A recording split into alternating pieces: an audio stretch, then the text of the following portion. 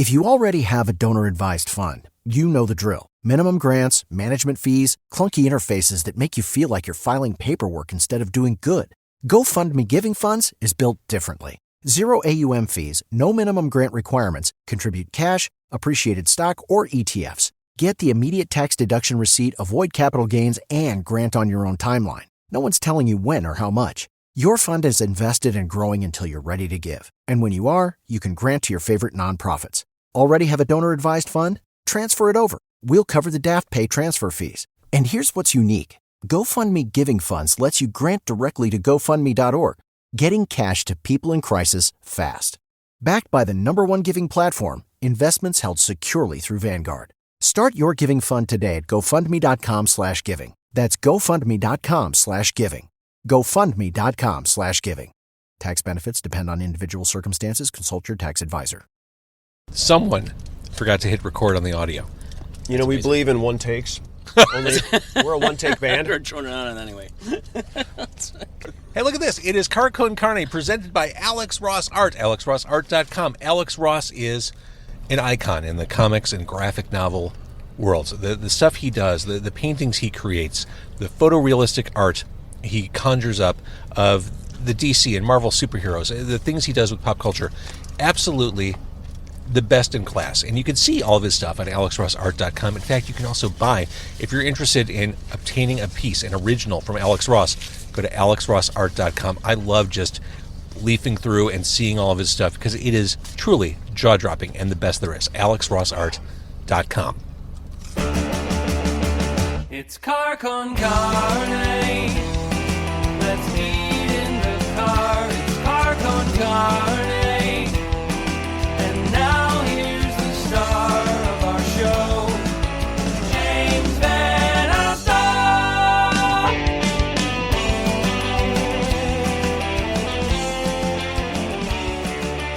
I am here with the Evictions. This is a long overdue return of the Evictions. At last. We're starving. I have Johnny in the front seat, Chris in the back seat. The Evictions, just what a great guitar band this is. A three-piece. I have 2/3 of them here. We are outside Wolfie's on the far north side of Chicago. We couldn't wait to start eating our food. Yeah. We couldn't wait. We just, before we even started recording, we started eating the food. Yeah. I've got the I've taken the pickle out of my Chicago dog here. Let's do some eating before we start the interview. Yeah. But how great is this? The Evictions are here. Timing is everything. Look at this handsome new record. Oh my God! Look sexy. at this. This is really sexy. It's almost uncomfortably sexy. It's here. I'm sweating. I can't believe just it. looking at that. This is great. So Oh my God. these are songs. I just relished your mic, dude. Worst things have happened. It fell. Typical lead guitar player. All right. Sorry. These are songs that have been in circulation for a while, mostly. Half of Yes. the album. So let's start from the beginning. I bet you can't tell the story. Forgot it. I dare you to tell it quicker. Yeah. Yeah.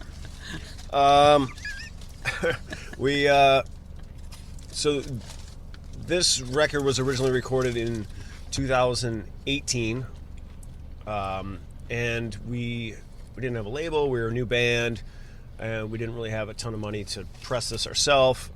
So we just kind of did a digital release, and it's been living there, ever since. And there's only so far a digital release can go. That's right. Pretty much. And, it always bothered me because we put a lot of time and work into recording this, and we did it at a really good studio. We had a really great engineer. We did it electrical audio with Sanford Parker, which we've worked with many times, and it turned out great, and we're just really proud of it.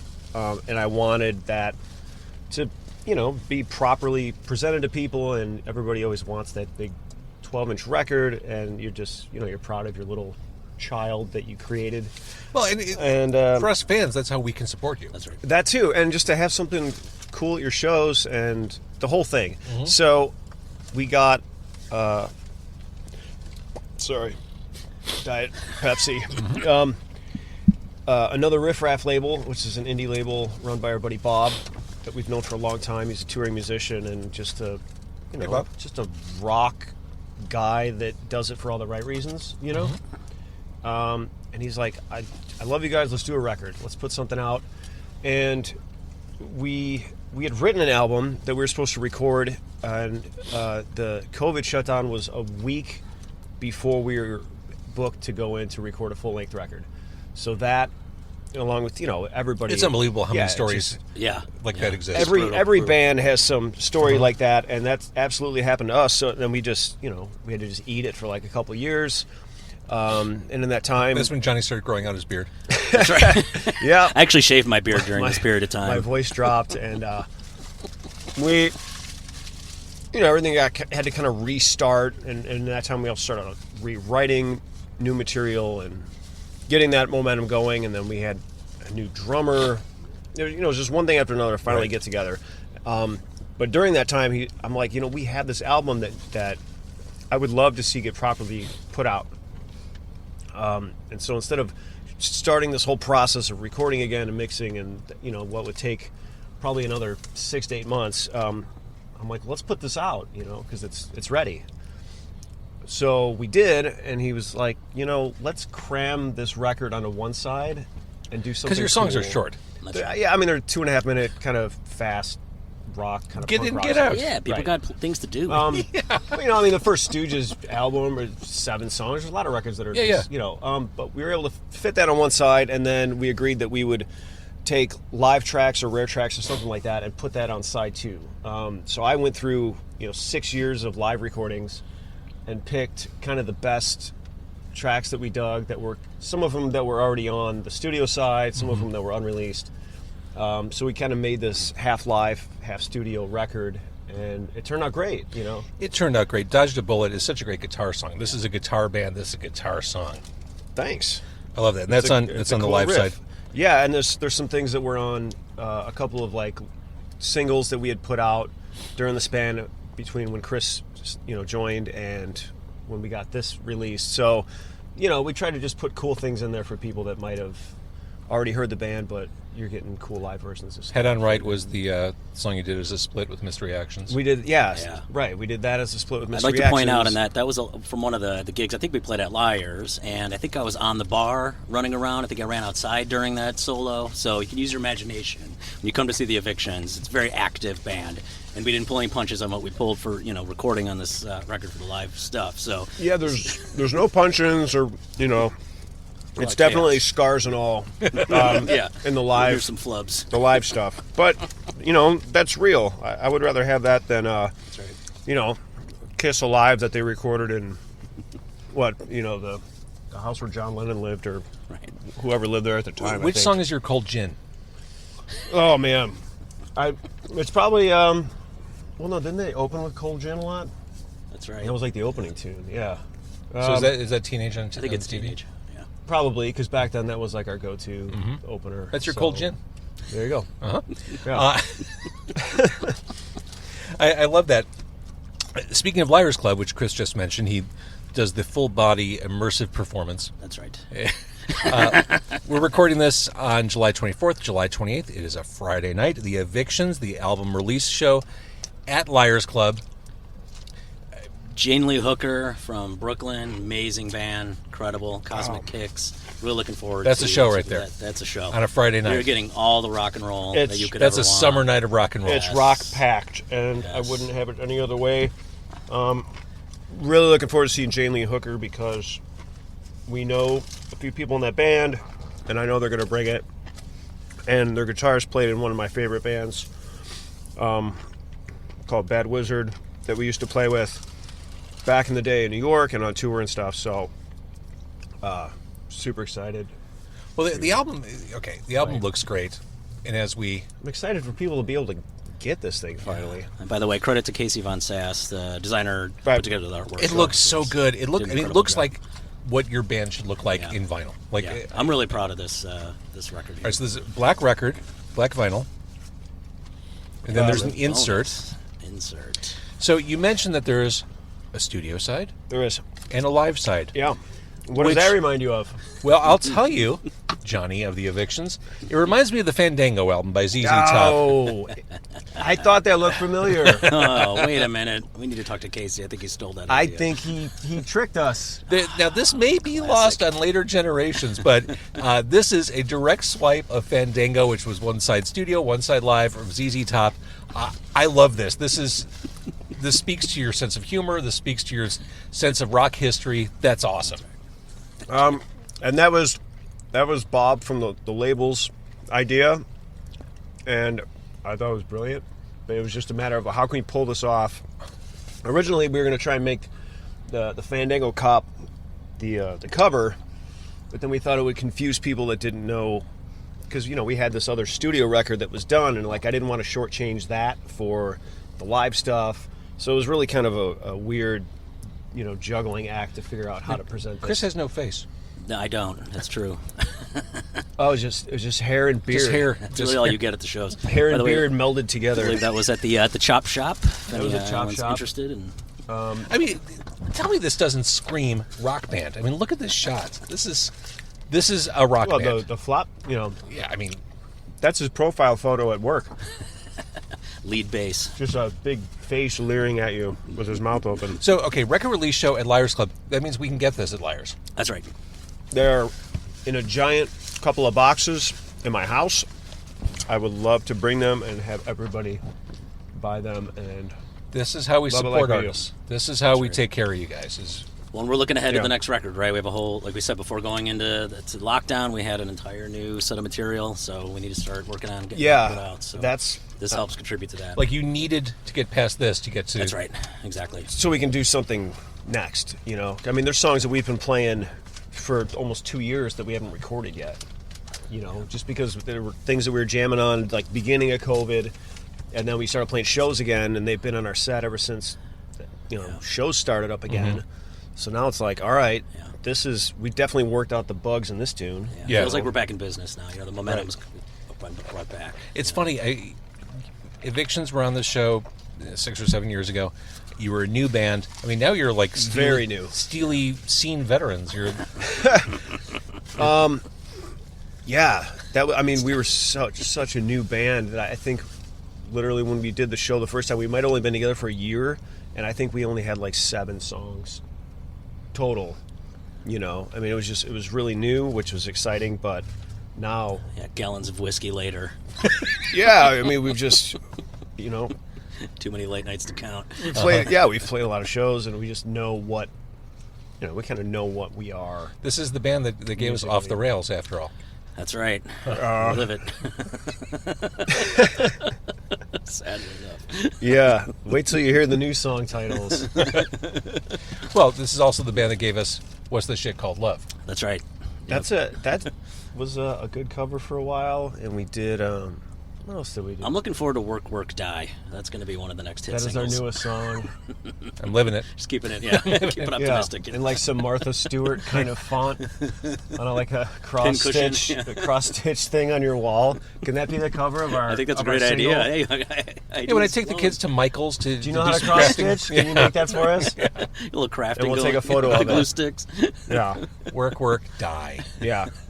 I was at. This is another song title I was going to tell you about, but I figured we could just use this as an opportunity. I had to go to a family picnic Saturday, and I showed up and. Does anyone really like picnics? No, God no. Well, I got a relative. I don't know. He's from the South somewhere, and every year he comes with a gallon of Old Crow All right. in a plastic jug, Yes, he does. and he tries to drink the whole thing. Jeez. And, It's a good tradition. we showed up around 1:30, and I turned around and there he is, and I said, "Oh, hey, good to see you. How you doing?" And he said, "Well, I'm into the Crow," I'm into the Crow. and I'm like, "That's The song, movie? That's a song title." So the record will be available at Liars Club, and then on your Bandcamp, I'm assuming that you ordered from there. That's right. And then new Yeah. stuff, and then I'm assuming we'll get to see you again at some point later this year. We already have quite a few shows booked. Good. And that's going to continue, and I'm trying to get on some bigger shows. Really? You don't say. Yeah, fingers crossed, but there's definitely some really cool bands coming through on tour that I would love to get on those bills. But maybe if a lot of people see this, They're gonna be like, we have to get those dudes on the show. Hey, Stuart Copeland was on the show. Maybe the audience is bigger now. I don't know. Yeah, right. Yeah. I would think so. Yeah. They're going to hear this record and be like, man. Well, the record's awesome. And you're just a great, straightforward, no bullshit rock band. You're fun. It's a guitar band. For people who love guitar rock, this is the band. It's exciting. Nobody stands still. There's a lot of sweating and activity and like things to watch. It's an interactive show. And that's what for people sure. kind of had told us. They're just like, I don't even know which guy to watch because someone's always doing something. Watch the guy in the bar. Right, or they turn around and they go, wait, what? You took somebody out a couple shows ago. And to the venue, I make sure to tip all my bartenders that I run on their bar. Yeah, so since any you knock bartenders over that are glasses and offended, bottles, The apology exactly, tip. Yeah, the Right. apology tour after the set. I have to go Apology. on. Oh, the apology tour. I won't name the venue. We played at a fairly well-known venue recently, and afterwards, the bar manager came up and said, you're really not allowed to be jumping on the tables. And I said, well, one, you're lucky I didn't bring my flamethrower base, which that's fair. But then second, I was like, well, it looked like everyone was having a good time, and the bar manager was like, smiled and said, yeah, well, actually, they did look like they're having a good time. I guess it's all right. I would love to see your bookkeeping at the end of a gig. It's like, wait, I thought we Blues packed Brothers. we packed the house. How did we lose $200? You broke a $3,000 bar. Yeah, the apology tour. No, he jumped off the bar one show while playing, and he kind of jumped off but landed on a table and slammed into a couple of girls and knocked over all their drinks on the table. And as now he's they're playing, married, which is I'm great. sorry, I'll come back and give you some drinks. I'm sorry. As he's bass soloing, running back up to the bar. You got to make sure people are paying attention. You do. You have go. to engage them. That's right. It has to be this immersive thing. Yeah. We're not just passively watching rock and roll. We're That's part right. of it. Yeah. experience. Not in 2023. No, hell no. Well, it's funny. Evictions was a new band when we first started talking on this podcast.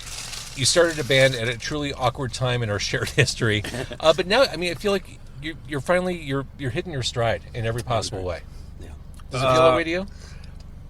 Yeah, it does, because I think within the last 2 years for sure, it's like we had such a good idea of, like, okay, we know, I've been in this band with Chris since 2018, so 5 years. Like, we know each other musically.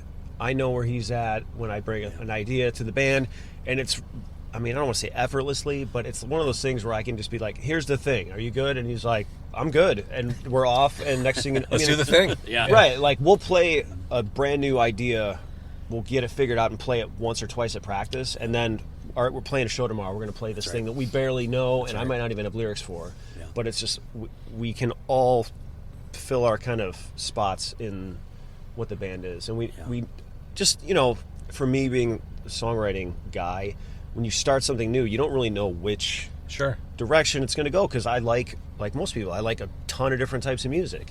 It's like, are we going to sound like this, or are we going to sound like that? And it takes a while for that to naturally kind of germinate, and everybody's input feeds off of each other, and then you have your little thing that's just like this weird balance. Become kind of like one authentic energy force. It's that like you don't have to think about. It's just a Voltron of rock. Voltron, that's exactly what it is. All the little parts come together, and it's like, no, that doesn't really sound like us. There's songs that we have not done, because I'm like, this isn't an Eviction song.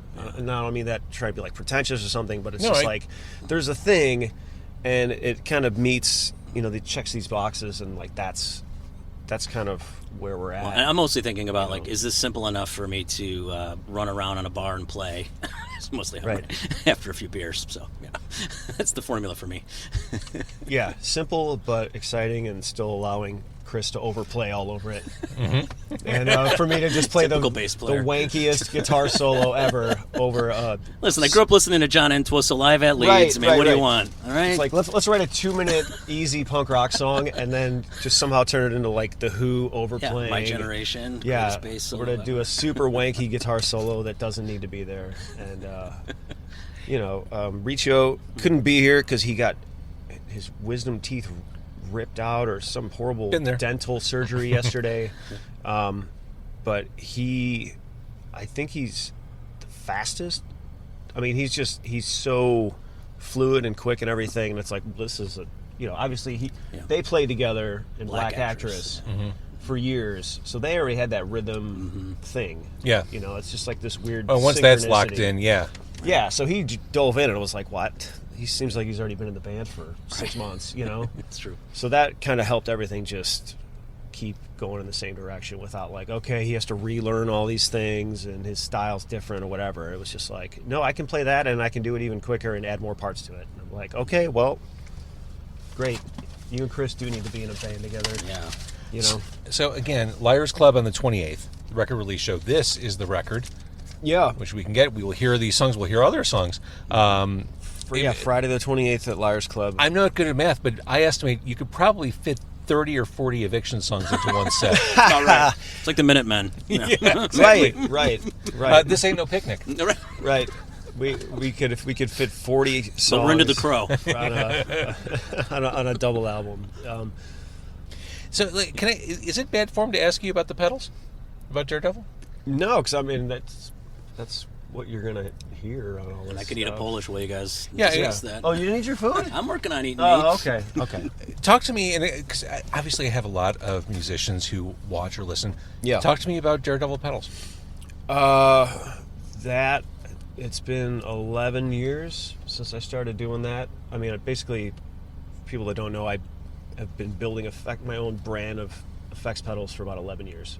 Okay, and that was like, hey, I can do something that doesn't involve me still being a bartender or a door guy or a construction worker or something. You know, I can take a chance on this, and it's been, you know, a full-time work, but I get to basically play guitar, you know, and incorporate rock and roll and music and being creative into something that still ties in with like being in a band and paying bills and giving me the free time to go play shows wherever and whenever and kind of curtail my schedule around stuff like that. So it's kind of like it's like the flip side of being in a band as far as creativity. It's like you're really doing the same thing. You're just getting ideas and hope that other people like your ideas, and ultimately you make some money from it. I mean, I don't play, but I watch what you're doing online. I see the stuff you're talking about. I mean, it seems like, I mean, you really have found great success with this. It just keeps going, you know. We're like, what's going to happen? I don't know. This could fall apart at any minute. And you're like, well, you've been saying that for 11 years, so you know. What that was the Sub Pop quote, wasn't it? Going out of business since 1987 or something like that. You know, and meanwhile they're the biggest label in the you know, in the world, but still trying to make it work. Yeah, but you know, it's like you'll do anything to just. I'd rather make myself crazy trying to do something that's uniquely me and creatively satisfying, as opposed to like, screw it, I'm just gonna go put on a tie and sit at a desk. You know, and I've just been trying to fight against that my whole adult life, and I've been successful so far, you know. I think people need to hear that. I think that's an important thing to convey. I've seen the sacrifice he's made and how hard he works to do it, you know. I mean, it's not for everyone. Thanks, man. Yeah. It's an insane amount of hustling. You can never sign out of work. You can never turn it off. You lay in bed all night thinking you're failing because there's 20 things you didn't get done that day. Oh, I'm sure as an entrepreneur, You know, as a solo entrepreneur, it's like the the same- imposter syndrome Exactly. is, especially in those early days, it's tough to move past. Everyone's going to expose me as this horrible fraud, and any artist or anybody that's like got their own creative entity, it goes through the same thing. Sure. You know, and you got to just be super resilient. And you know, I never thought that I would get rich or anything like that, you know, and I don't really care to do that, but I do care to avoid having to do awful things for work, because I did that for a long time, you know. Like, I've had awful jobs since I was 14, and I was just like, this is not how I'm going to spend my adult life, you know. Just having to get dictated to and miss out on opportunities and not spend time with my kids and all that stuff. So yeah, like I said, it's like being in a band, except it's just like a different version of taking your ideas and throwing them out there and hope that people connect with it on some level and ultimately give you money. That's a big difference between being in a punk rock band and doing Daredevil, is that I actually can like pay my bills, and I love that. you know, it just keeps kind of working along. So and people like it, so I love it. that's it. All right, Evictions Friday at Liars Club, Friday, July 28th, if you're watching this in time. The new record will be out and available, and you can purchase it on site at Liars Club. After that, go on Bandcamp, go check out the Evictions page on Bandcamp, buy it there, listen to it, and keep doing what you're doing. Like I said, you really found your sweet spot. Keep doing what you do. Thanks, James. Thanks, man. Hopefully we give off the vibe of just being, like I always want to just have like a little side editorial note here. Yeah. But everybody has their vision of like what, like kind of Chicago rock bands or punk rock bands. Like there's these handful of bands that are just like very Chicago-y, right? And they're Chicago-y. and they're just like authentic to like you get a vibe of what the city's about and all that. And I always wanted to just take this band and really reflect just things that we deal with on a daily basis and living in the city, and I don't know, call it like blue collar kind of vibe and all that, but like just it's a working class city. Keep it as like honest with who we are and where we live as possible. We all live around various kind of somewhat safe neighborhoods and unsafe neighborhoods and sketchy places, and have seen crazy Chicago city things, and like that all just gets funneled into what these songs are and what we sing about. And I realize we're wrapping up, but it's funny. We've all seen crazy Chicago city things, as you mentioned. Yeah. I don't even inventory them. Like, they're all in my head, and I realize if I were to put them all down on paper or spill them all out for a visitor from, like, Bozeman, Montana, Right. they would be traumatized. Yeah. Just normal stories. You might that we traumatize yourself You're like, actually singing on paper. Yeah, hey, you know what happened yesterday? Oh, this thing. And some guy was sitting there like, what? You're like, like, that's just a normal thing? Yeah, that was just noon. Yeah. Well, yeah, I mean, it happens. Oh, you haven't been shot at? What? Right. It's like, I got carjacked. What do you mean? Like, you haven't been carjacked? You're not What? living. Where do you live? Yeah. Not everybody got carjacked. It's like a coming-of-age thing. And everyone in your city isn't walking around armed? Like, Right. Actually, they're probably more likely to be strapped in Montana than they are in Chicago. That's true. Yeah. So, I mean, but that's it. Let's just take our surroundings and put it into a band, and people might pick up on that. But I would rather do that than, be making a schlock stereotypical, let's sing about partying and chicks and rock and, like that. Partying chicks and I rock? like all that stuff. Yeah. though. There's a time and place for everything, right? And it's called Kiss. It all comes back to Kiss. There's a time and place for everything. It's called ZZ Top and Kiss. That's right. Well, you can hear music from the Elders right here. The Evictions. The Elders were... That's it. Yeah. The Evictions okay. love you, and Polish loves you. Yeah. We can't wait to see you guys, and I hope you like this record as much as we like it, and we liked making it, and it was a blast, and I'm just ready to take all these new tunes, and we're going to have new stuff at the show we're playing, and just finally record all that and get that out soon, and just keep the train rolling, man. Awesome. Oh, yeah. Right? Rock and roll. Anything else back there? That's it. All right. See you Friday. From Johnny and Chris and the true legend in the vehicle here. Don't talk about us having any kind of longevity. This guy. Stop it. How long have you been on Radio Chicago? 74 years. 74 years. Can you believe that? Yeah. 74. Yeah. My dad wasn't even born yet. He was on the radio. I was reading the live sponsorships during the Lone Ranger. Right. Dick Clark was calling him like, what do I do? And Alan Freed said, listen, I can get $1,000 in a bag of marijuana for playing this Cab Calloway record. Done. I said, do it, bro. Yeah. Wrote the book. Thank you for watching. If you like the podcast, support them. Support the show. Tell a friend. Thanks. Triple C. Who?